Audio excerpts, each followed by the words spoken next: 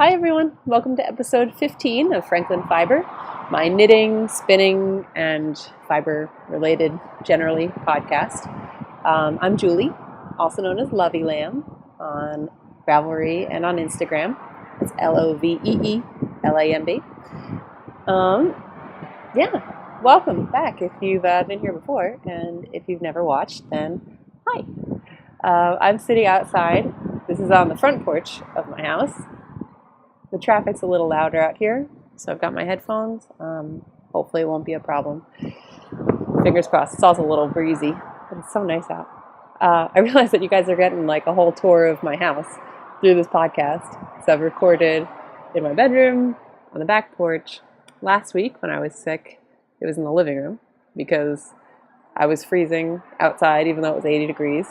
And my bedroom had basically turned into the bed was like a nest surrounded by tissues, and I figured that probably wasn't a good place to record. But today we're on the front porch because it's convenient for me. So, on with the show. First, a coffee break. This mug is named Pai Chang. Sometimes we name our mugs in my house. We're a little weird. Anyway, let's get down to business, which is not really business, it's hobbies, crafting. Okay, I've got a bunch of things to show you. And, you know what? First, though, I wanted to mention something, which I wanted to address the issue of video quality on this podcast. I'm not happy with it. I'll say it. I'm sure you've noticed, I don't know how you couldn't notice, that it's really low quality video. And I'm really working on a solution for that. The trick is finding a solution that doesn't involve expending large amounts of money. I don't want to be cheap, but sometimes I have to be a little cheap. And it can get quite expensive to host a high quality video file podcast. Some of the older podcasts were able to get into services that didn't charge large fees for large file sizes. But those, it seems, have gone the way of the dodo and are not accepting anyone. So I've got my option of several pay services and YouTube. But YouTube doesn't sync to iTunes. So it's a little bit of a challenge, doing a lot of internet research. So this episode might still be in that lo-fi video. But I am working on it. I just wanted to get that out there. Okay. On to the real stuff, the stuff which is why you watch. Obviously, you don't watch for the good video quality. Anyway, knitting. Okay, what's on my needles? We've got a pair of stockinette socks. I showed you these last week. I had started the ribbed cuff. This is one finished sock. It is for my little sister, and it's out of Patton's. I actually have the other skein to show you. This is Patton's Croy socks. I gave you the wrong information about the colorway last week. I'm going to go with I had a slight fever and was not responsible for anything that I said. The correct name of this color is Rusty Stripes, and it has a number, which is 55520. So I've got two balls of this yarn to make two socks. Each one is about, I think it's 166 yards. So that's 332 yards from two balls. And I mentioned last week that my little sister's shoe size is larger than mine. And these socks took, this one sock, I had a little ball about like that big left. And I was really, really, really afraid that I was going to run out. So I did not do them toe up. But anyway, I didn't run out. It worked out. So here it is. This is my standard vanilla sock. You've seen it before. Got 2x2 rib here. I did a little longer cuff than the one I did for my husband because I like a longer cuff. It stays up better. And then I do afterthought heel. You can see there, came out very nice. I actually split the stripe correctly this time, unlike with my husband's. And what I do, I always do it this way. On the first sock, I will knit past the point where you put in the waste yarn onto the foot of the sock, and then I'll stop knitting that. I'll go back and put the heel in at that point so that I can get a more accurate measurement once I do come to the point where I want to start decreasing for the toe. And then on the second sock, I do the normal traditional afterthought heel where it comes after you've finished the entire, after you finish the toe. Okay, so this was on size 1.5, US 1.5, which is 2.5 millimeter needles. And I will say this, I really like Patton's Croy sock yarn. It's a great yarn, it's a good workhorse yarn, it wears really nicely. A lot of traffic, right? It wears really nicely. And I've never had any issue with with the way that the yarn looked, except for this one. And I don't know if it's going to come through, but I'm going to take it off this sock blocker. They're not blocked. It's just for effect. But there's points in this where there really was some significant dye seepage onto the lighter colored sections. I'm going to show you this. I don't know if you can be able to see it. Can you see how that gold stripe has green flecks in it? And down here, this white stripe has blue. It might not be coming through. Hopefully it does. But it does overall. I think it kind of gives the impression of I don't know, it just looks a little dirty. Like here's a really bright green. Oh, come on. Can you see it? That little bright green blip in the middle of that white stripe. That was pretty consistent throughout this skein. And it looks like the other one has the same issue. And it just kind of gives it like a dirty look. I mean, this is already like a vintage color way. It looks very 70s. But I don't want it to look like they're actually from the 70s. I don't know. Hopefully my sister doesn't mind. That's a little miffed though. Anyway, it's a good yarn though. I mean, I'm not really complaining that much. I was just a little surprised because the quality isn't what I was accustomed to. I also was a little afraid when I was making these that it was kind of looking like a clown sock, like a 70s clown sock. But I was hanging out with Sharon and Betsy. I'll talk about that later. But Betsy said that they were Doctor Who socks, that they reminded her of the Doctor Who scarf. So I'm going to go with that instead of dirty 70s clown socks. So, Doctor Who socks. Not that my little sister watches Doctor Who, but whatever. I do. Sorry. Ugh. Okay, I'm still a little sick. I don't know, you can probably hear it. It's still kind of nasally. And if I cough, I will cover the microphone. I promise. Okay, so that's my one work in progress. And I have to say, don't be surprised if I don't cast on the second sock right away. I'm a little over it.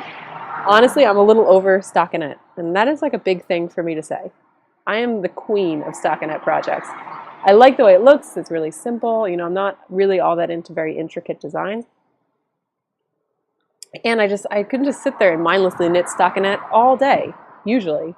But lately it's just been mind-numbing and boring. And yeah, it's been like 2 years since I said that stockinette bored me. So this is kind of a major turning point, major, moment that you're a witness to. So with that in mind, I don't particularly want to make another vanilla sock right now. It'll happen. I mean, it's too hot out anyway for her to wear these anytime soon.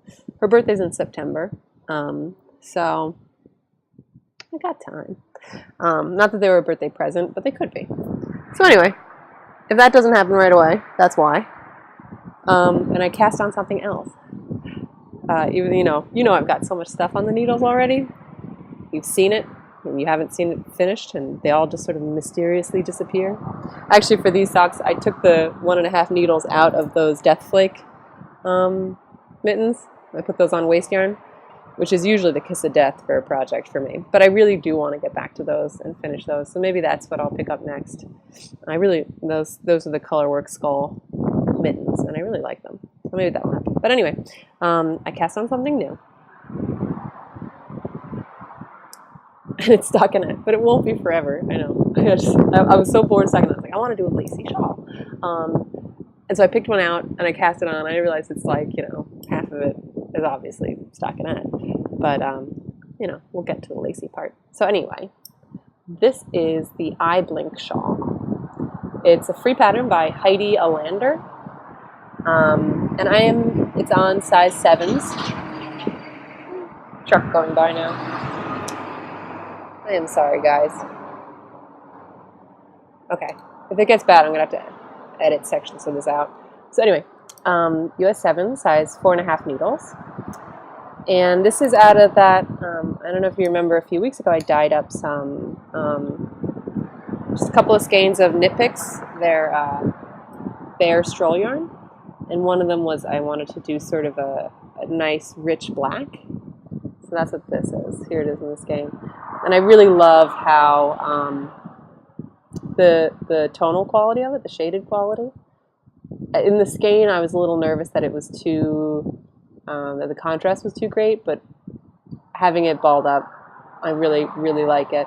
It's just got little pops of lighter gray. And it's not, you know, it's not true black. I'm sorry if I'm telling you stuff you already know, but it's really pretty much almost impossible to achieve true black in a pigment. In pigment, black is the presence of all color, technically, whereas in life, black is the absence of light or the absence of color. Pigment, it's the presence of all of them, in a way. I mean, that's not really how it works, but that's the theory behind it. And that's why sometimes when you wear clothes, you've got a black shirt and black pants and they don't match. And that's because what you're really getting is an incredibly, incredibly dark shade of a color. And that's why blacks can be cool or blacks can be warm depending on where the base of that black is. And this one is, I'm not sure if it's going to come through, but it's really kind of a purple in those shaded areas. The overall quality is just a hint of purple. It really only comes out in some lights. But I like that. And I really like how it's coming out knitted up. It's just got these little flecks of black, almost like static. I mean, of white, of gray, we'll call it. And it just gives the whole thing kind of a depth and a richness that I like. But anyway, this is just some stockinette. So yeah, that's the Eye Blink shawl. And it's weird I'm knitting a shawl. I have to say, I haven't knitted many shawls. No, it doesn't go there. I'm not much of a shawl knitter. And it's because I don't wear shawls very often. I've made an Yvaine, Y-V-A-I-N-E. I don't know who that pattern was by. It was a free pattern that I made a while ago, out of some minty colored Madeline Tosh. And I'm like fingering weight. And I made a colonnade shawl, which is a worsted weight Stephen West pattern. And I never wore them ever. I actually think I gave them to Goodwill, which is kind of like a knitting sin. But I didn't wear them. They sat around for a long time. I didn't wear them, and I didn't know anyone else who would want them. And sometimes I have these fits of, just get rid of stuff. Neighbors. And I threw it out. Well, gave it away. And then I also have a striped study, which is Vera Velimaki. That was out of Mad Tosh also. And I haven't even woven the ends on it. I spent so long on this, and it looks beautiful. But yeah, it's still sitting in a pile somewhere. I don't even know where, with the ends hanging off of it. So yeah, I'm not much of a shawl person, is where this was going. But I want to be, I decided. And I had this just like weird desire to cast on a shawl, a lace shawl. And I almost went with the Ishbel, which is an Isolde Teague pattern. And I was ready to do it. I have the yarn caked for that pattern. But I was away from my purse and I couldn't remember my PayPal password. Which is a weird reason not to do it because it's like a $5 pattern. And so in the moment I was like, no, I want to cast on right now, but I don't want to walk downstairs to get my credit card. Yeah, I'm that lazy. So instead I cast on a different free pattern. And that's what I've got going now. But I'm still going to do the Ishbel, and I'm excited for it. Okay, 15 minutes in, and that's just what's on the needles. But luckily, off the needles is nothing. I finished nothing this week. Again, I'm going to blame fever and illness. So nothing's done. let's move right into spinning. So I showed you last week that I am working on Into the Worlds. This is their Rambouillet in the Mercy Cardigan color. It's about 4 ounces. And I got this at Maryland Sheep and Wool this past year. And I mentioned that I'm fractal spinning it into a 2-ply. So that's where I took half of the fiber and I split it into thin strips and I spun those. And then the other half I left as a larger fat chunk, and I'm spinning straight from that fat chunk for the second ply. So here is the first ply, the first 2 ounces approximately, and that's done. You can see I'm not spinning it super thick or super thin, rather. It's on the thicker side. And I'm not giving this a ton of twist either. So it's really bouncy and very elastic. As you can see, it's really elastic and really squishy and soft. The color it's also a little thick and thin, which I'm fine with. It's weird how it's all like pinks on top here, but they're really, and pink is the dominant color in this particular colorway, but there are a good amount of grays and light grays and dark grays as well. So here's the second 2 ounces. And this is about 1 ounce, I think. I haven't weighed it. I was just spinning on this earlier today. So there you can see some of the grays there. And I don't know if you can really tell, but they are longer color repeats on this ply. I didn't even take it off this, sorry. So yeah, that's the second ply. And I'll just show you what it looks like as roving. So here you can see grays, dark grays and light grays, and some peaches, and then pinks and reds and mauves. Yeah, it's so soft, really, really soft, and really well prepared. I can't say enough about this fiber. It's just a joy to draft. I'm calling it a modified long draw method, which is my favorite way to spin. It's not long draw. When I think long draw, I think you're sort of just stabilizing the what's already been spun, and you're taking the roving and pulling back really far and letting it draft out that way. And I don't do that. I want to keep a little more control, but I'm not pulling out. Like in the inchworm type method, you're pulling into, you're pushing sort of in a way towards the wheel. But instead, what I'm doing, I stabilize what's already been spun, and I pull back, but I only go back like 3 or 4 inches, and then I'll stabilize it again. So I don't know what that's called. I'm not a very technical knitter, but I call it a modified long draw. I'm gonna go with it. So anyway, that's my spinning. Obviously, I'm not doing Tour de Fleece because I'm still spinning on the same 4 ounces that I've been spinning on for like 2 weeks. But that's just the way I roll. I'm not very good at committing. As soon as I think about doing something like that is when I'll have absolutely no desire to spin whatsoever. And I don't like making myself do things. So, although I do kind of want to participate in these things more, they're fun, and I like the camaraderie of it. We'll see. Just want to show you. This is my little spinning basket. I got this at Target. It's like a knockoff of there's an artist, I can't remember his name, who kind of pioneered this method of sewing together cotton rope into baskets and bags. But they're really expensive, and I saw these at Target, and they're cheap. It was like a year or 2 ago. So I did it. Okay. Let's move on again. Let's move into my section that I called in my show notes this week, Ramble On. Because that's what I do. I mentioned already that I've been sick all week. I was really knocked out and just like in bed for 5 or 6 days. It was bad. All right. Cover the mic. Yeah, just, it was like a flu type thing. And in the summertime, I don't know, they just never go away. Oh, right, what did I do to get rid of it? I just wanted to give you guys a tip in case any of you end up with a flu in the summertime. I was off. I was just like every day I felt worse and worse. And then one day I did what I think is the trifecta of flu cures, which is I took this stuff called Wellness Formula.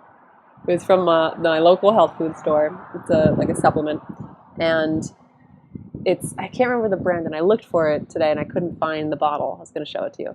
It's called Wellness Formula, and you have to take 6 capsules a day, which is a lot, but it's not that bad.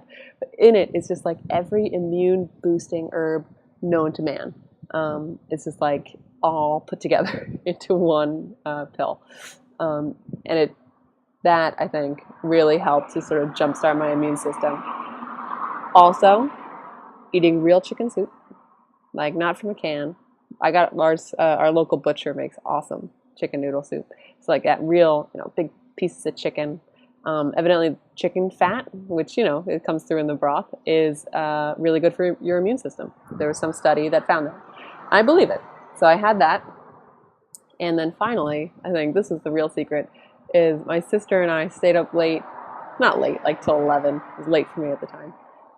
Watching old home movies from when she was 5 and I was 4 or 3, and just laughing our asses off at like how ridiculous we were, and like my dad like walking around in a muscle shirt is the 80s, and my mom with her big hair, and yeah, so we had a good time, and I think laughing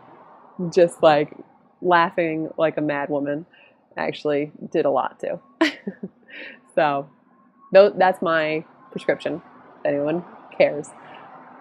So while I was sick, though, it was at the beginning when I wasn't really, really sick, I went to a concert up in New York with my husband. It was a Beck concert. Beck has been around for a long time. If you haven't heard of him, check him out. And it was at the Hammerstein Ballroom, which is in Midtown Manhattan. It was awesome. I'm not going to go into a whole concert review or anything, but we had such a good time. I thought it was going to be way more low-key than it was, but it was so high energy. The band was great. They were loving being there and really interacting with the audience, which is always really nice. That the Hammerstein Ballroom is a really pretty place. The acoustics aren't that great, but they figured it out. And the band, Beck, had these really cool projections the whole time. Really very artistic and inspiring and fun to watch.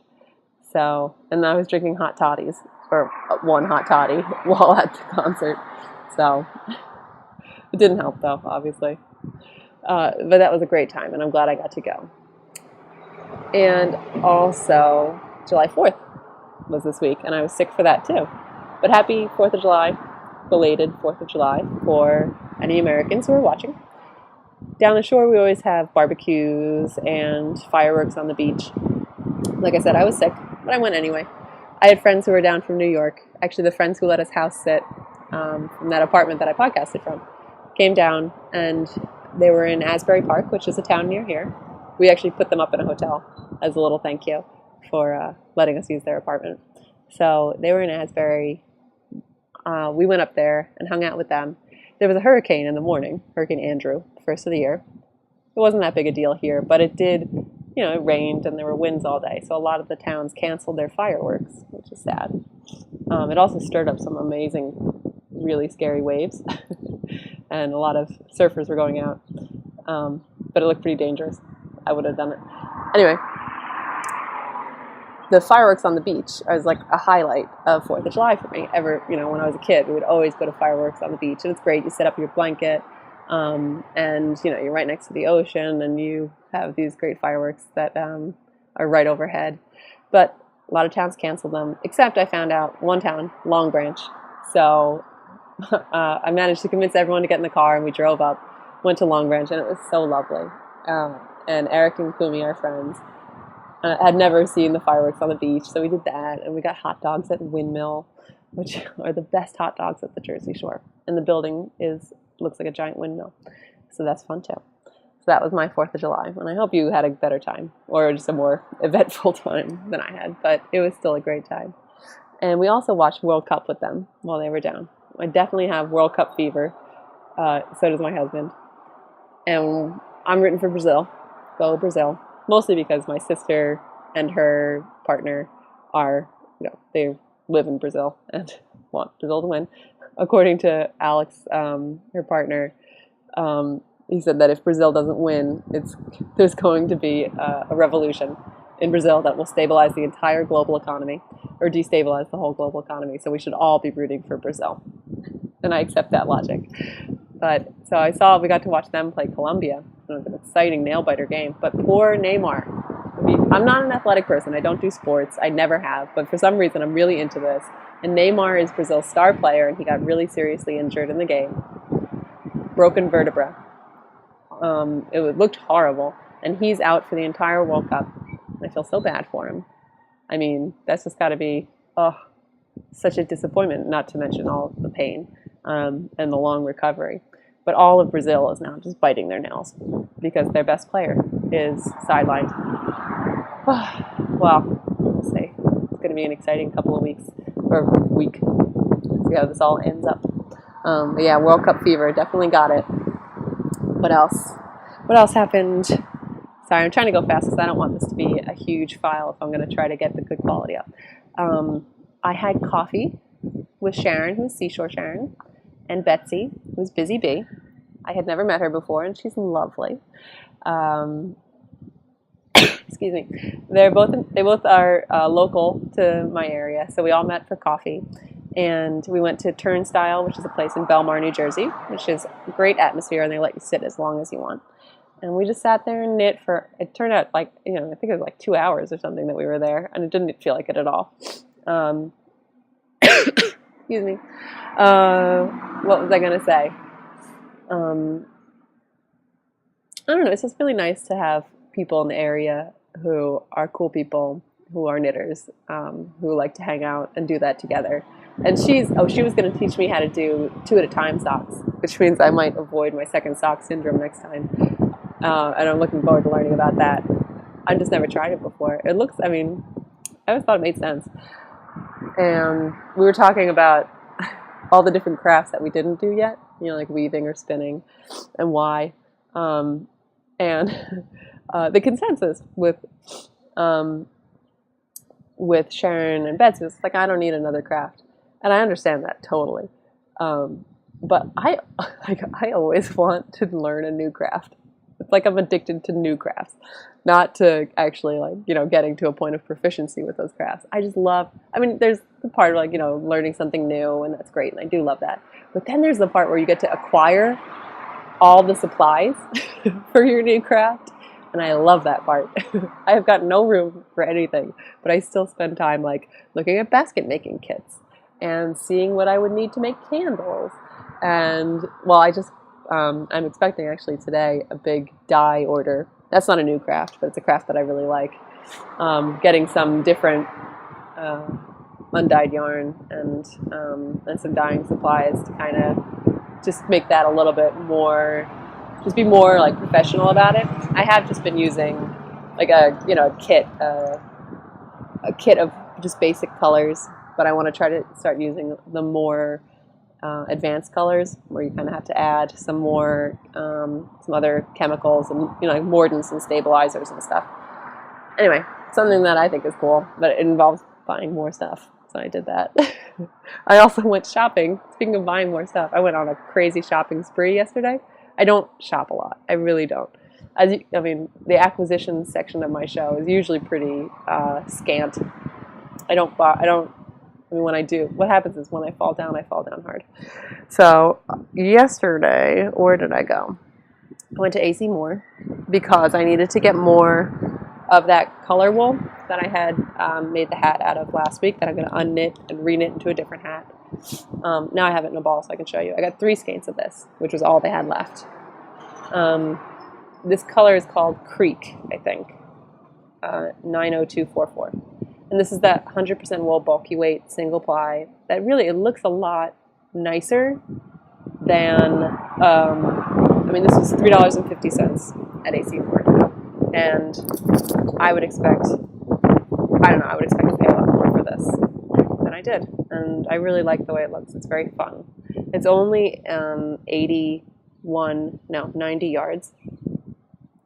which is not quite enough. I mean, it's enough for like a skull cap, a beanie, but not for the hat that I wanted to make out of it. So that's why I got more. And then I got extra too, you know, just because I like it. And it's very soft and warm. And so I got that at AC Moore, and I got some other stuff too, of course. So I can't walk out of AC Moore with just the thing I went there for. But I also went to Marshall's, which was near there. And honestly, I didn't plan on going, but I actually got lost a little bit. Like I got turned around, and I pulled into a parking lot to turn around, and it was Marshall's. So I was like, oh, let me go inside and see what they have. So I got, I got a geode. I'm a sucker for geodes, guys. And Marshall's often has them as like bookends on clearance. So this is, isn't that beautiful? This like blue quartz. Yeah, they're like $10 or $12 at Marshall's. And I've looked at them in gem stores, and they're always so expensive. But there you go, you can see it. It's a pretty geode. Nothing to do with crafting. I just like it. And I also got this big wire basket, which is sort of vaguely related to crafting. So it's got these little leather handles. It's a nice sturdy wire basket, and it's for next to my bed. Because I always have a million projects, like in various stages of starting or in the middle or weaving in ends or whatever. And they always just end up on the floor next to my bed because I'm working on them before I go to sleep, and then I just throw them over. So now I've got a way to corral them all. Yeah. So I've got some nice stuff. This is a project I'm ripping back out of a free lace weight. What else? Another project I'm ripping back. This was a nutkin sock out of some hand dyed that you can't really see the pattern. I didn't like it. The pattern's nice. And I've got, what else? My wood hollow vest is in here, and my death flake mittens are in here. And the sweater that I have to unknit that I totally screwed up. Also a project that I'm working on designing. But I'm just going to show you this really fast. This is the sweater that I had originally made out of the Cascade that I'm now making into the wood hollow vest. This is the Acer cardigan, which is an Amy Christopher's pattern. And it's really pretty, and I like it, and I didn't like make errors or anything in the chart, which is pretty impressive, except that I decided to get creative and clever, and I went off pattern for the sleeve cap. It's not supposed to look like this. It's not supposed to be Kitchener together. and I went off pattern for the sleeve, and it's kind of unsalvageable. I got too clever. I thought I was so smart and making life so much easier by doing it my way. But it's just not going to work. So it becomes another cabled something. It works. And then I went to Bass. Oh, this is not craft related either. But I went to Bass, like the shoe and clothing company, and they were having the craziest. It was like 80% off the entire store. So I got shoes. I'm like a shoe horse. Is that a thing? Shoe hound? Clothes horse? Shoe horse? I don't know. But I love shoes. And I got these, which are really cute. I always have a little pair of like just beat around sneakers. And I wear them through every year. And then every year I get a new pair. And I didn't have a new pair this year. So they have like a little espadrille and a little leather toe cap. And they're super cute. But I also got these crazy ass mint spectators. Is that coming? Is that, I don't know, the light's a little weird. Yeah, there you go. With 2 color shoelaces. They're so weird. And I love them. I love them. And they were $19 on sale for Bass shoes. Hey, those high quality shoes. Anyway, they're like pretty mint and white linen. I just have to show them off because they're so cool. And I think they'd look neat with hand knit socks. So yeah, I tied it back into crafting. So, sorry, I don't know why. I just show those off to you. I'm just really proud of them. It's a great purchase. What else? Next week, I wanted to mention, I don't know when I'm going to record. I'm going away to Cape Cod with my husband to visit some friends out there. And that's going to be like Saturday night, Sunday, Monday, Tuesday. I'm going to bring knitting, and if I can record from there, then I will. Or it might wait until I get back. but I will have something for you. I just don't know when. Yeah, I think that's it. I think that's everything I wanted to tell you about. So thanks again. Thanks for tuning in. Join the Ravelry group if you haven't. It's Franklin Fiber. Just search for that and you'll find it. And friend me on Ravelry. Follow me on Instagram. Yeah, look forward to hearing if you have any questions or comments. Just put them in the Ravelry group. And until next time, stay crafty. Bye.